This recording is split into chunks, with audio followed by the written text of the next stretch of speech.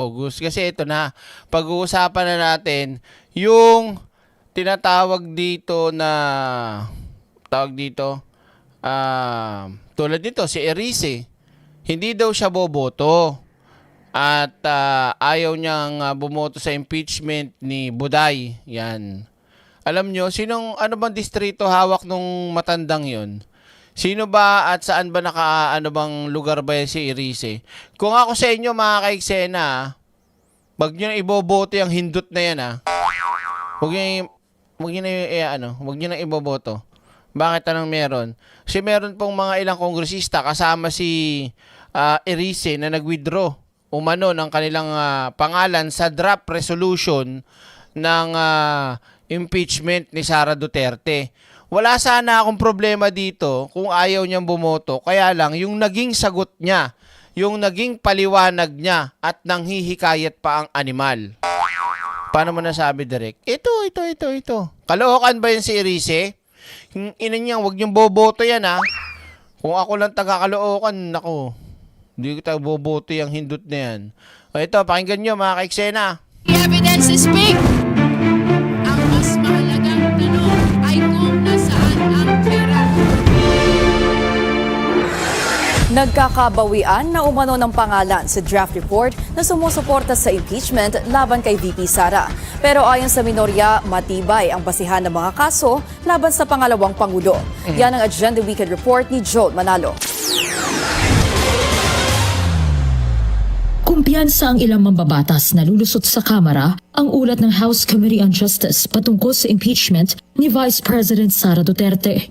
Sa kabila ito ng mga balitang may mga kongresista umanong nagdadalawang isip na suportahan ito. Basta masasabi ko lang mga kaiksena, tatandaan po natin yung mga kongresista na hindi boboto. Ano po? Kung hindi man sila bumoto, tingnan natin kung meron silang magandang rason kung bakit. Or kahit nga yung mga mag-a-abstain dapat tandaan natin yan. Ano po, mamaya sabihin ko sa inyo kung bakit. Ayon kay ACT Teachers Party List Representative Antonio Tino, isa sa mga nagsusulong ng impeachment ni VP Sara, patunay ang unanimous vote ng House Committee on Justice na mayroong probable cause o sapat na batayan ng impeachment para lumusot ito sa plenaryo. Ako, I am very confident na makakakuha ng mahigit pa doon sa 1/3 na kailangan. 106 votes yung 1/3 na kailangan para ma-impeach yung Vice President. I am sure we will get more than that. Pero ayon sa ulat ng politiko, may mga kongresista na raw na bumabawi ng kanilang pangalan bilang author ng draft resolution na ihahain ng Justice Committee sa plenaryo. Dahil sa umano'y pangamba ng mga ito na mabatikos, bagay na Doon pa lang mga kaiksena Bakit kayo nangangamba ng mabatikos, mga putang ina nyo? Nasaan ba yung tubo? Kayo na nandiyan kayo 'di ba? Nakita nyo yung mga ebidensya, 'di ba? Ang daming taong bayan ang nanonood sa inyo. Tapos kung ay dadahilan nyo, takot kayong mabatikos dahil sa pagsabi nyo na pabor kayong ma-impeach si Sara. Itang ina nyo pa sana, hindi na kayo nagganito. 'Di ba? Anong mga dahilan nyo? Ba't kayo natatakot? Dahil mabatikos lang? Hayop, ang tindi ng pagmumukhaan nyo pala Pagsasampaling ko pa kayo 'Di ba? Basta walang basagan ng laptop. Yun lang. 'Di ba? punto rin ni Tino.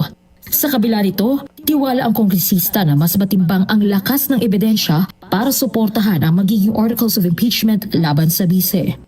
So, pwedeng may mga umatras sa pag-author, lalo na alam natin yung mga taga Mindanao, nag-worry sila dahil sa... Yan ang problema ko mga kaiksena. Dahil saan? Dahil sa darating na eleksyon, kailangan nila ng boto. 'Di ba? Hindi nila iniintindi yung tawag dito taong bayan. Ang iniisip nila yung magiging karera nila pagtapos ng impeachment na yan kasi hindi nga naman daw sila makakuha ng boto, lalo halimbawa mga Duterte nasa Mindanao kunyari, hindi sila mananalo. Utang ina nyo. Mas mahalaga pa sa inyo yan kaysa yung bayan? Mas mahalaga pa sa inyo yan kaysa yung katotohanan? Anong katarantaduhan ng mga utak ng mga congressman na to? Itong mga politiko na to. Kahit itong mga senador, yung 5 senador, si Bato, si Bongo, si Robby, si Marcoleta, si Amy Marcos, inumin nyo. Nasaan ba yung tubo? Mamaya kayo. Nakakagigil, di ba? Nakaka-high blood. Kaya inuna natin yung pampalamig eh. Kasi ma-high blood ka talaga dito sa kagaguhan ng ibang mga kongresista eh. Di ba? Wala talagang pakialam eh. Kung ako lang masusunod, tanggalin na yung Senado, tanggalin na yung Congress eh. Presidente na lang. Makakalokan to, mga hinayupak na to. Patuloy na mataas na ratings ng Vice Presidente. Natatakot sila porket mataas rating ni Sara. Oh, anong problema doon? 'Di ba? Marami kasing bobo. Maraming bobong mga DDS na hindi pa rin naintindihan kung ano yung katotohanan at kasinungalingan. Nabubuhay lang sila sa kasinungalingan. Ina nyo. Nakafocus dun sa mga may malinaw na batayan, di ba? At Salamat, Rego Adventure natalakay ito ng mabuti sa nakaraang mga hearing ng Committee on Justice. So, I think yung kaaprobahang resolution at articles of impeachment ay magiging matibay na dokumento na ipadadala sa Senado. Nanindigan din si Kabataan Party List Representative Rene Co na isa rin sa mga miyembro ng komite na walang dahilan para hindi lumusot sa plenaryo ang magiging articles of impeachment laban kay VP Sara. Hindi ko naman pinapakita to at binabalita o kino-content natin to para sabing mahina. Hindi po mahina ang impeachment ni Sara. Malakas. Kaya nga po nagkakandaleche-leche na siya, nagwawala. Aalis ng bansa. Alam nyo, nagme-meltdown na yan eh. Kasi nalalapit na ang katapusan ni Sara Duterte. Sa isang mensahe sa BNC, nanindigan si Co na hindi katanggap-tanggap ang unexplained wealth ng bise at ang higit 6.7 billion pesos na kabilang sa mga umano'y suspicious transactions na hindi nito idineklara sa kanyang salin. Ito, tulad na lang nito, isipin nyo, ako, galit ako dito sa mga kabataan party list, dyan kila Tino, doon sa mga tinatawag natin na mga aktivista. Hindi ko kursunada. Pero wala akong magagawa kasi sinasabi nila at pinakita at ginawa nila, malinaw naman talaga. Alam mo, kontrahin ko porket ayaw ko sa kanila. Di ba, ganun ba? Sumasambulat naman talaga yung mga katarantaduhan na lumabas dyan kay Sara Duterte sa trial niya dyan sa House, eh. Di ba? So, gagawin natin, magbubulag-bulagan porket ayaw mo sa tao. Hindi ganun. Ayan, oh. Di ba? Nakita natin ang daming sinumpi na ahensya ng gobyerno na nagpapatunay sa tagong yaman at sa mga katarantaduhan ni Sara Duterte. Gusto naman, oh. Basic na basic, salin lang, niloko kayo, niloko tayo.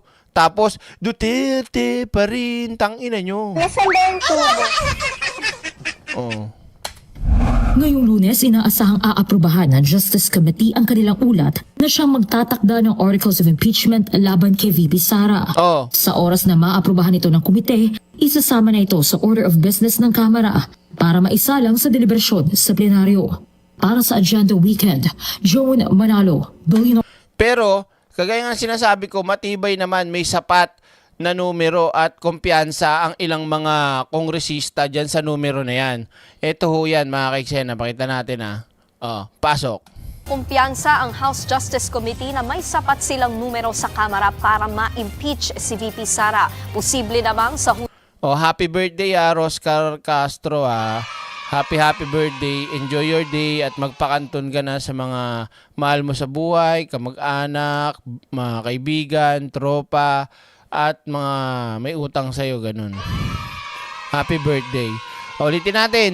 So, kumpiyansa mga kaiksena ang House Justice Committee na may sapat na numero para i-impeach itong putang inang si Sara Duterte. Kumpiyansa ang House Justice Committee na may sapat silang numero sa Kamara para ma-impeach si VP Sara. Posible namang sa Hunyo pagumulong ang mismong paglilitis sa Senado. Yan, may nag-message din sa akin yan. Ma-explain naman yan dito mamaya kung bakit sa June posibleng masimulan if maiakyat na yan sa Senado. Sa frontline ng balitang yan, si JC Cosico. Hindi bababa sa 106 na boto o 1/3 ng Kamara. Yan ang kailangan para ma-impeach si Vice President Sara Duterte. Kapag ma-impeach ang bise, iaakyat ng Articles of Impeachment sa Senado na siyang tatayong impeachment court. Ang House Justice Committee, kumpiyansa na maaabot ang numerong yan. Very high confidence it will go to the Senate for trial. Yung source of confidence natin would be the evidence presented during the proceedings itself. Sa totoo lang, hindi lang ho pating yung nakita ho doon sa pagdinig. Balye na ho yung nakita doon sa 6.77 billion na pinag-uusapan ho natin. Sa naunang reklamong impeachment sa bise, 7 articles ang ipinadala sa Senado. Nakalaon na idineklarang unconstitutional ng Korte Suprema. Pero sa pagkakataon daw na ito, posible magiging 4 na lang yan. Yung main naman po ay unexplained wealth, bribery, yung pong confidential funds misuse, at ito po nga threats against the President. Sa ngayon, binabalangkas na ang Articles of Impeachment laban kay VP Sara. Sa Lunes, May 4, inaasa Bukas yan, mag-a-alarm ako. Manood kayo sa akin, ha? Sa akin kayo manood, ha? Bukas, ha? Para sa ano. Oo. maaaprobahan yan sa komite bago itransmit sa plenaryo. Dito pagdedebatehan at pagbobotohan kung i-impeach ng Kamara ang bise. Kung tuluyang ma-impeach, may binanggit na raw si House Justice Committee Chairman Jervil Luistro na posibleng maging House Prosecutor sa impeachment trial. Isa na raw dyan si Ridon, kasama Senator Representatives Isabel Zamora, Leila de Lima, Jonathan Keith Flores, Joel Chua, Chel Diokno at Lorden Suwan. Maliban sa kanila, inaasahang magkakaroon din ng private prosecutors para sa paglilitis sa bise. Samantala, ayon kay Senate President Pro Tempore Ping Lacson, maaaring mag-convene agad ang Senado bilang impeachment court oras na matanggap ang articles of impeachment. Pero Yan, okay yan, mga kaiksena. Pero, alanganin. Walang problema kay Tito Sen, kay Lacson, na umaksyon agad sila. Kaya lang, meron tayong malaking problema doon. baka sa Hunyo pa raw masimula ng mismong paglilitis. Maaaring kailanganin pa raw kasi ng di bababa ng 3 linggong paghahanda para sa mga proseso, tulad ng pagpapadala ng summons o pagpapatawag sa mga kailangang ipatawag sa paglilitis at pagmamarka ng mga ebidensya. Ang tanong, sisipot kaya ang bise sa mismong trial? Ang sabi ng abogado ni VP Sara, handang humarap sa impeachment trial si VP. Ina nyo, yan na naman, puro naman ganyan yan eh. Handang humarap. Nakaraan taon pa kayo ganyan, mga May pigilan ko sarili ko. Totoo lang. Handa, hambalusin ko kayo eh. VP Sara. Pero hindi raw sa lahat ng araw ng paglilitis. Kita mo? Di ba? Pero duda dyan ng isang human rights lawyer. Ang fearless forecast ko hindi siya attend.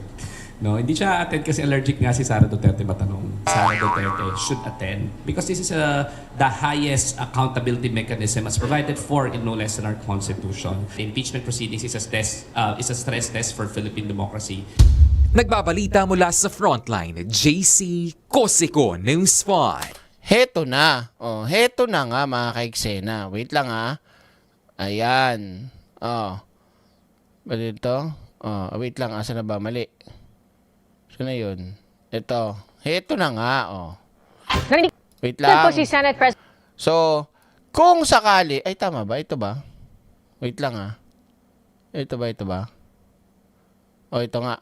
Kung sakali mga kaiksena na mayakyat na yan sa Senado, ito ang problema natin. No? Na do or die si Tito Sen. Kasi sinabi naman na siyam yung 13 yung kailangan, 'di ba? Na boto. Tama ba? 13. Tapos ilan na lang yung mga Duterte block. 'Di ba? So mga kaiksena, kapag kasi itinuloy ni Tito Sen yan, nag-forthwith siya dyan. At kapag merong sumalungat, kumwestiyon, 'di ba?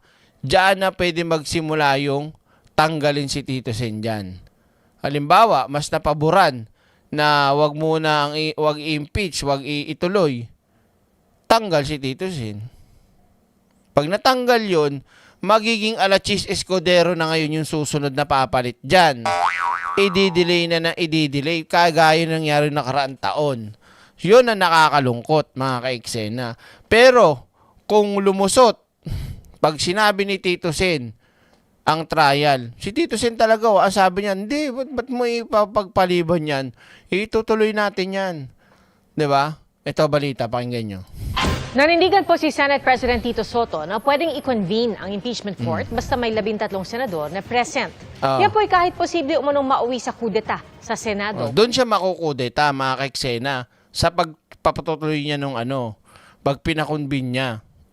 Kung haharangin ito ng ilang senador, Sino ba naman? Sa tingin nyo, walang may haharang? Yung mga putang inang mga Duterte senadors na yan? Yung ina nyo! ayon po sa isang dating Senate President. Nakatutok si Mav Gonzales. Imbis na malaman ng buong bayan, ng buong Pilipinas, ng bawat Pilipino kung anong katotohanan, itong mga putang inang mga senador na kumakampi kay Sara Duterte, mamatay na kayo! Nakakaibla, di ba? Lahat tayo gusto nating malaman yung katotohanan sa maayos, proseso, na paraan. Tapos yung ibang mga senador, kahit sunugin pa daw sila, mangangamoy na tae. Tae ka talaga, Robin. Di ba? At sila Marcoleta, si Bongo, si Bato, si Aimee, di ba? Si Cayetano. Posible rin sumama dyan si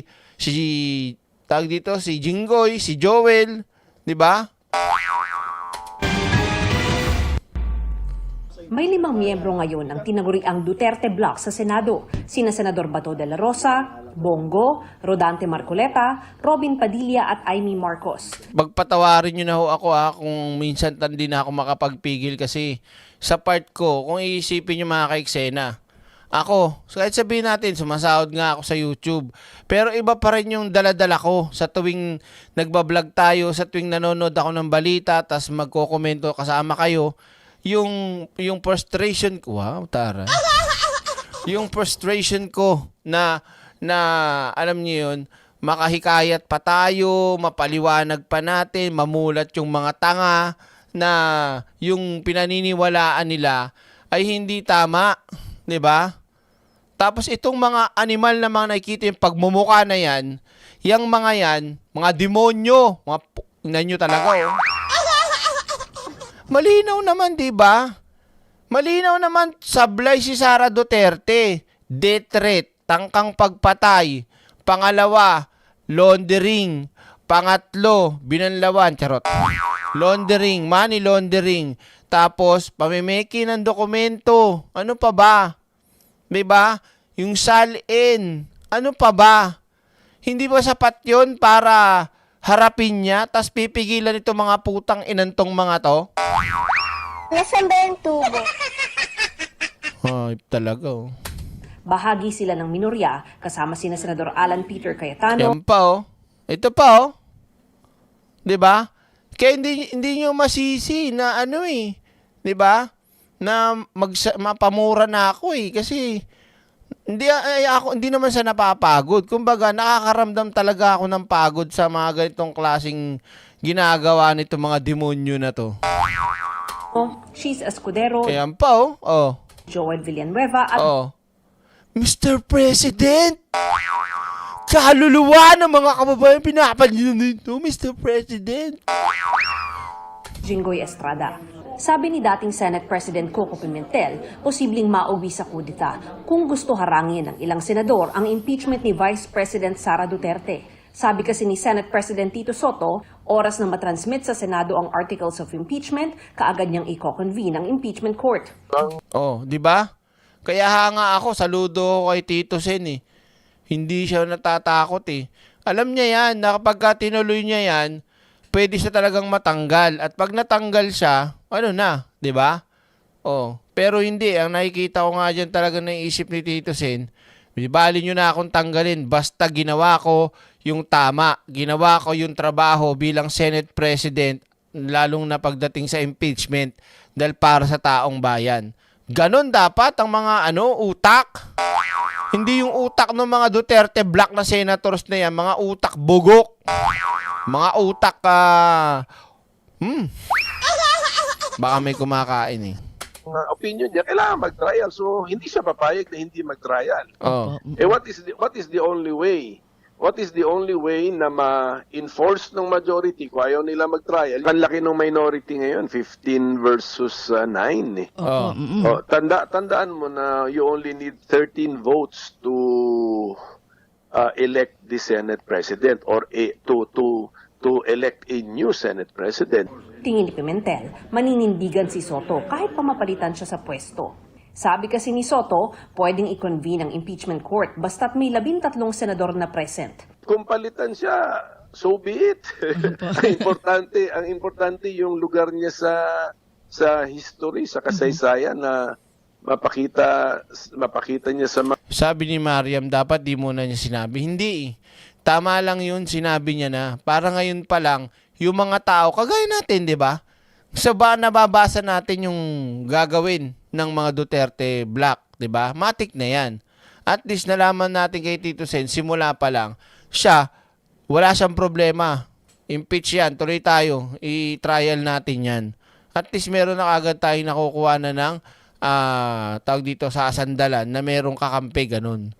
Di ba? Mga apo niya siguro na tama yung paninindigan niya kahit na ang kapalit losing the position. Tingin ni Soto, walang mahabang debate kung magkaroon ng trial sakaling umakyat sa Senado ang articles of impeachment laban kay Duterte. Kung matuloy, gusto ni Soto ng pre-trial para maayos at mabilis ang proseso at wala ng sorpresa. Tingin niya sa huling linggo ng Hunyo ang pinakamatagal na pagsisimula ng impeachment trial, basta't walang magde-delay. Para makonvict at matanggal sa pwesto ang bise, kailangan ng 2/3 na boto mula sa lahat ng miyembro ng Senado na tatayong senator judge. Dahil may 24 na senador ngayong 20th Congress, kailangan ng 16 na boto para sa conviction. Kinukunan din namin ng pahayag si Cayetano pero wala pa siyang tugon. Sa pa yan, yung mga yan, Si De La Rosa na tatayo ring senator judge, wala pa ring pasabi kung papasok na siya. Hindi yan papasok. Hindi yan papasok. Takot yan eh. Walang betlog yan eh. Di ba? Oh. Mav Gonzalez, nakatutok, 24 oras. Oh. Ngayon, pupuntahan natin yung kay Erice. Si Mr. Bogus. Yun ang tawag ko dun eh, si Erice. Kamukha niya si Mr. Bogus, no? Yun nga yung nakalagay sa thumbnail ko eh. Wait lang Saan na ba yun? Hinahanap ko lang. Wait lang, ha? Saan yung ready kong video? Walanjo naman yan, Nawala pa. Wait lang. Wait lang. Yung mga hindi pa naglalike dyan, mag-like na kayo. Saan na ba yun? History. Video. Yung mga nakakalimut mag-like, huwag kalimutan mag-like kung ano yung masaktan. Ito na, mga kaiksena. Dito ako busit na busit sa kongresistang to eh. Nung narinig ko yung kanyang paliwanag, bakit ayaw niya daw bumoto para sa impeachment itong putang inang tong si Sara Duterte. Ito, pakinggan ninyo Bukas ay naasahang i-adapt ng House Justice Committee ang kanilang committee report tungkol sa impeachment ni Vice President Sara Duterte. Pero ngayon pa lang, isang kongresista nagsabing hindi raw sasali sa botohan ng impeachment sa plenaryo. Nakatutok si Jonathan Andal. 2026. Magkikita ulit bukas sa mga miyembro ng House Justice Committee at inaasahang i-adopt na nila ang committee report na nagsasabing may probable cause para i-impeach si Vice President Sara Duterte. Sabi ni Justice Committee Chairperson Batangas Representative Jervin Luistro, kasama sa i-adopt bukas ng umaga ang articles of impeachment. Pagkatapos, ipadadala na ito sa plenaryo para ikonsidera na maisalang sa debate at botohan ng lahat ng kongresista. Pero si Representative Edgar Erice nagsabing hindi sasali. Di ba kamukha ni Mr. Bogus? So hindi daw siya sasali. Bakit? Sa botohan ng impeachment. Hindi ko sinasabi na walang pagkukulang o pagkakamali si VP Sara, pero... King ina mo!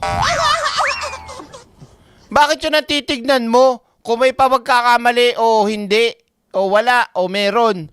Yung ebidensya yung tignan mo, o gag! Nasaan ba yung tubo? Nakakagigil tong mama na to, no? Playing safe pa. Halatang halata naman kung ano yung motibo mo, ina mo.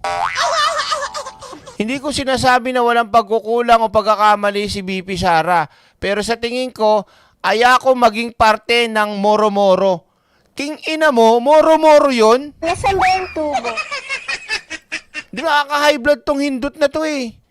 Paano naging moro-moro yun? May mga sumumpa, tumestigo at nagpatunay, kinumpirma, tapos moro-moro, inan to. Nasaan ba yung tubo? Kung ako sa'yo, Mr. Bogus, nako, ha? Kung ako sa'yo, mag-isip-isip ka. Talagang ipupus ko na sa mga taga-distrito mo, araw-arawin kitang ibablog, content. Ba't ako naiinis mga ka-eksena? Diba?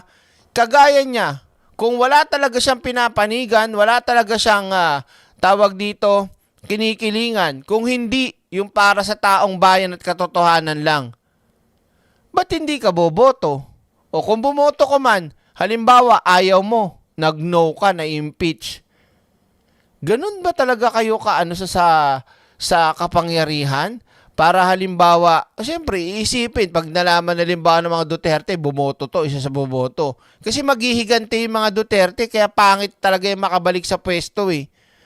Siyempre, ang iniisip nito, safety first. Safety na sa boto, safety pa sa mga Duterte. Di ba? At pag natapos halimbawa si Pangulong Bongbong Marcos at meron ba panibagong botohan na, tatakbo halimbawa siya, malay mo, baka tumakbo pang senador. Kaya nagbabalak na wag bumoto. Hindi ganun eh. 'Di ba? Ibigay nyo sa tao kung ano yung dapat. Hindi dapat kayo matakot na baka mabash kayo. Hindi dapat kayo matakot na wala kayong maging kaalyado. Hindi nyo naiisip na, na taong bayan ang boboto sa inyo sa pamamagitan ng tiwala. 'Di ba? Pero kung ganyan yung mga paggagawin ninyo, dapat sa inyo, wag na kayong tumakbo. Mga bakla! Duwag! Bading! Nasaan ba yung tubo? Yan. So, sa tingin ko, ayoko maging parte nitong moro-moro na ito na labanan ng mga dinastiya at hindi naman talaga ito sa... Hindi mo na kailangan pang isipin yung dinastiya ka pa. Doon ka sa taong bayan. Doon sa katotohanan para malaman. Accountability, di ba? Oh, transparency. Tapos gagawin mo, hindi ka boboto. Dahil para hindi ka mapag-initan o hindi ka mabash, ayaw mo masama. Ayos din ang katwiran nito Baluktot. Pagsusulong ng accountability, hindi naman to sa pagsusulong ng... Hindi daw pagsusulong ng accountability at good governance. Bubayla rin talaga no? Nasaan ba yung tubo? Pag nangyaring impeachment, di ba matatakot yung mga politiko na gawin yung ginawa ni Sara? Hindi ba? Oh. Anong klaseng utak to? Bayad na yan, direct. Sino yung mga nasa Caloocan?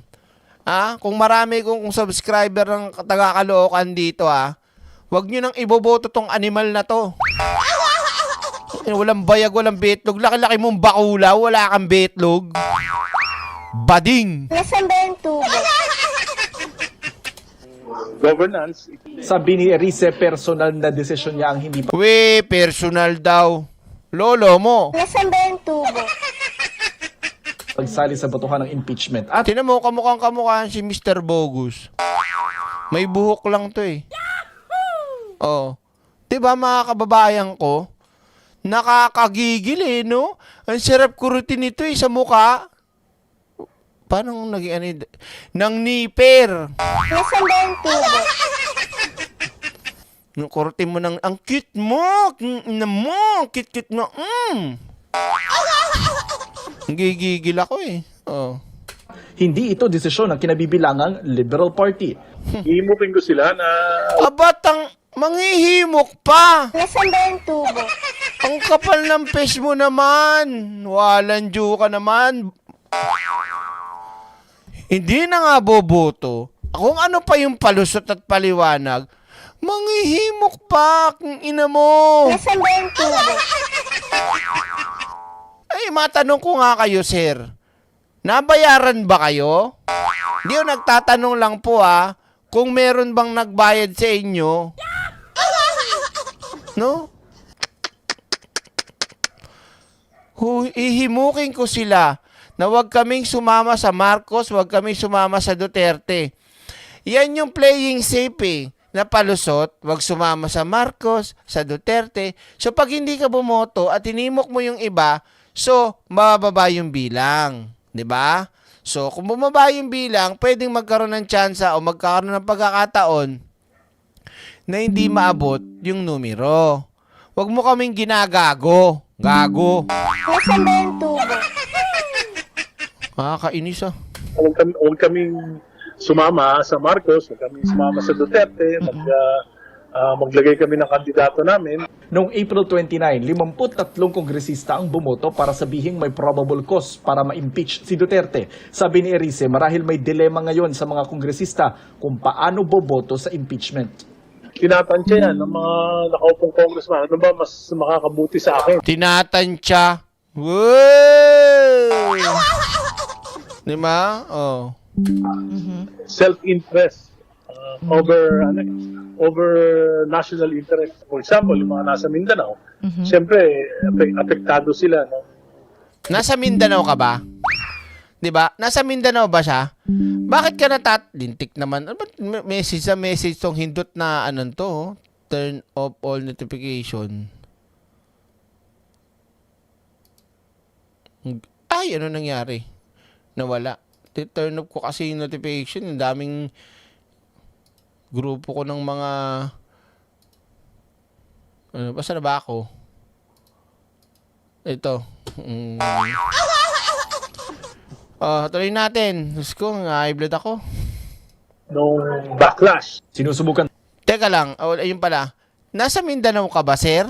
Ha? Taga Mindanao ka ba? Ba't ka natatakot? Di ba?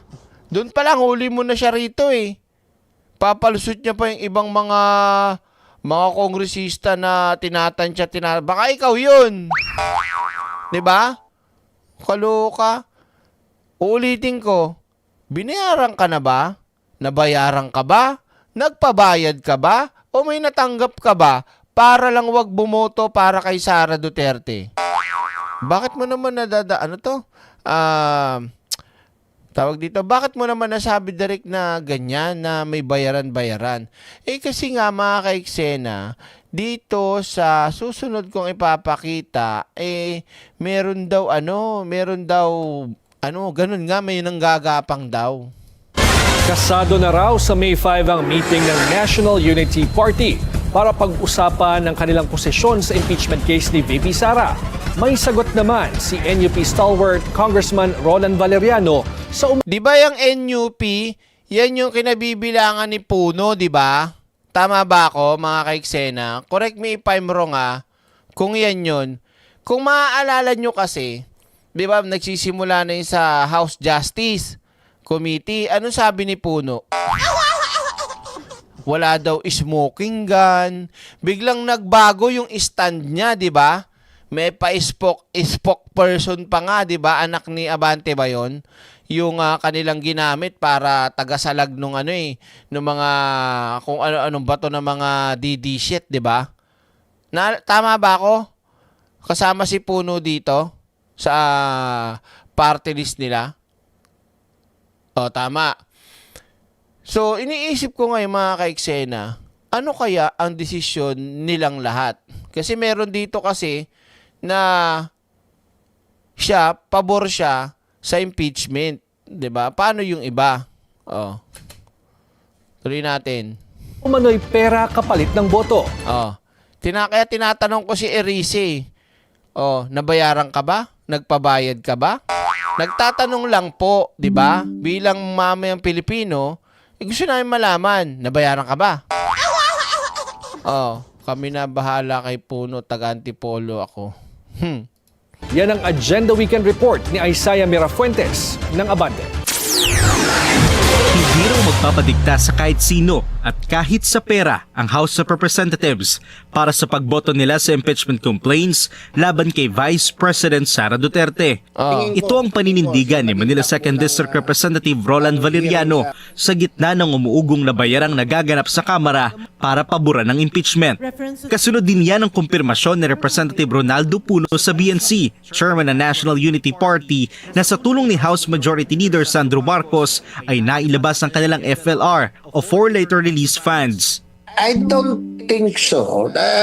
It doesn't necessarily mean na nirelease yung for later release. Hindi naman sa amin napupunta yun eh. Para sa distrito naman yun. If ever, di ba, in terms of project. Sa tingin din ni Valeriano, walang magiging block voting ang mga partido sa Kamara dahil may kalayaan daw ang mga mambabatas na bumoto.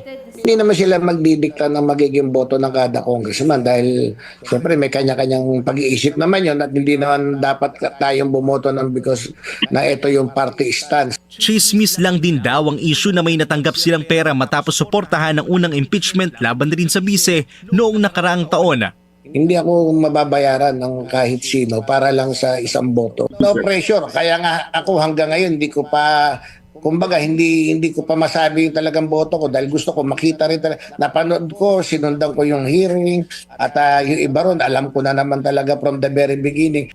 Samantala, kung sa tono ng Valeriano, siya, mukhang papabor siya. Ang kinakabahala ko nga noon pa, itong si Puno. Si Puno kasi yung yung talagang nagpo-push dati niyan. Tapos nagulat na lang tayo bago magsimula yung House Justice Committee na yan, o Justice Committee. 'Di ba? Walang smoking gun, walang matibay na ganito, hindi yan magpo-prosper, sinisira niya. Sumabog.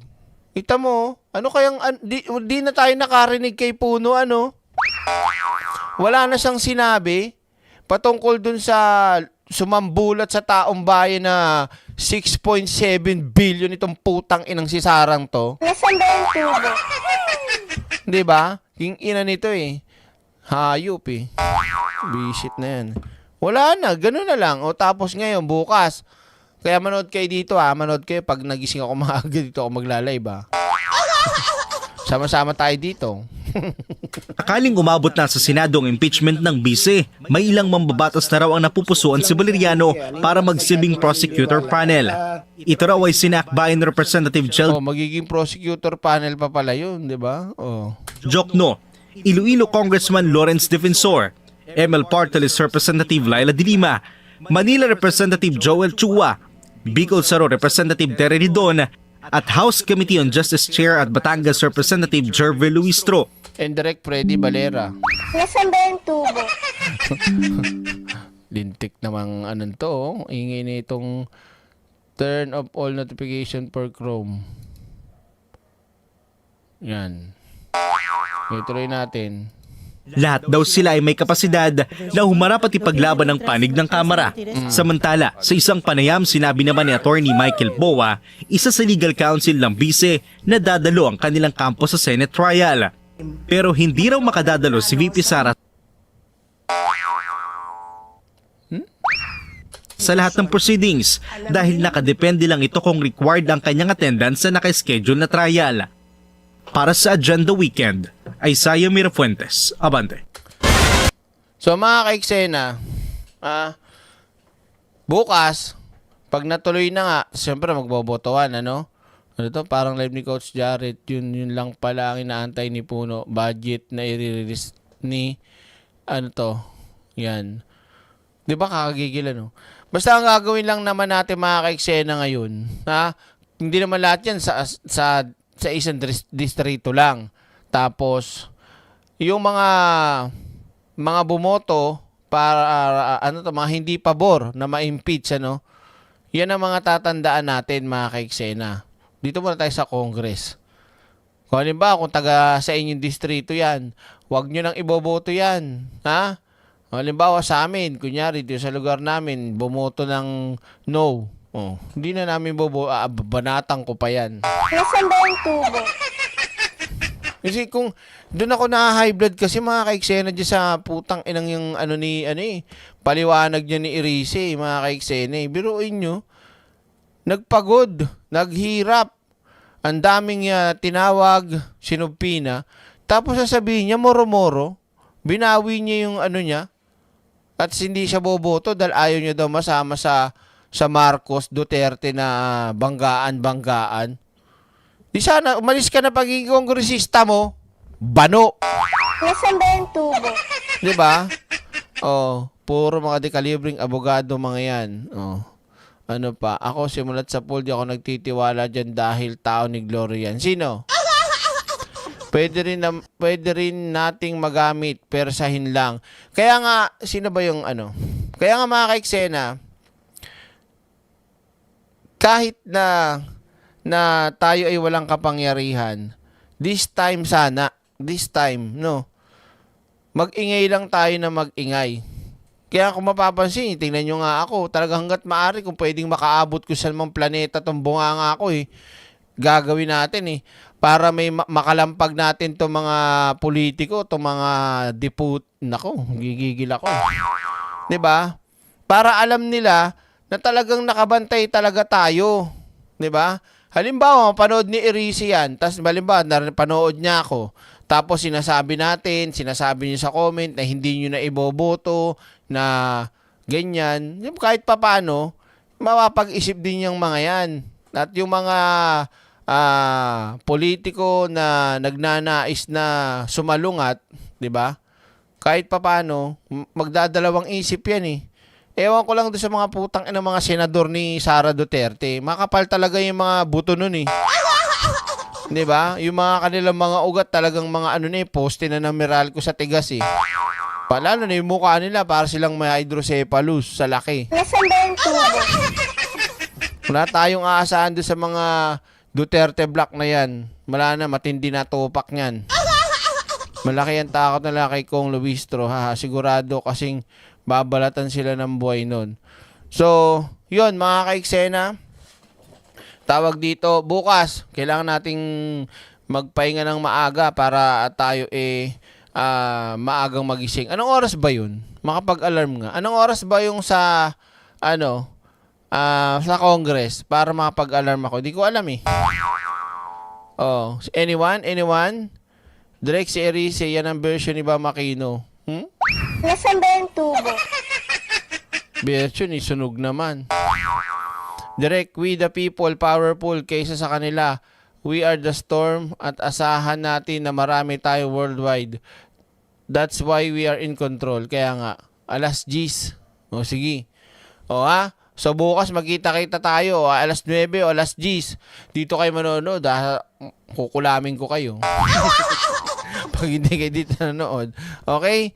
Sa mga kaiksena, pansamantala muna tayong magpapaalam at hanggang dito na muna yung ating live stream. Alas 2 na. Magkita-kita lang tayo tomorrow. Maraming salamat po sa inyo. Parang sa luwalo nga. Sarado na yata yung Chowking, Halo-halo sana. Gabi, halo-halo. Umaga na pala, direct, intindi mo Bigla ako nag-crave sa halo-halo So maraming salamat sa inyo mga kaiksena. 9 na tayo mag-live. 9. Maraming salamat sa inyo mga kaiksena. Magkita-kita muli tayo tomorrow dito sa tambayan ng mga kabugera at eksenadora. Maraming salamat sa ating moderators. Thank you rin sa lahat na nagpalipad. Maraming thank you. Nagpa-members, ayan. At sa lahat ng Team Replay at yung mga OFW natin. Mag-iingat po kayo. God bless and see you again tomorrow. 7-11. Wala naman dun 7-11. Ano ka ba? Luwalo. Bye!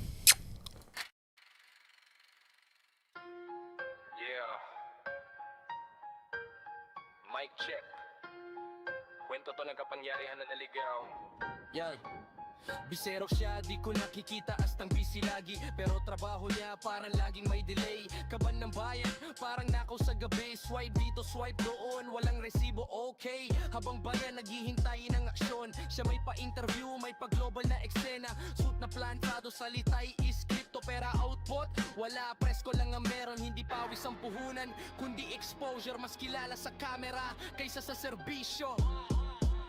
Bisa sa biyahe, hindi sa opisina. Trabaho na pag-iwanan sa pila ng visa. Habang oras ng bayan, unti-unting nauwi.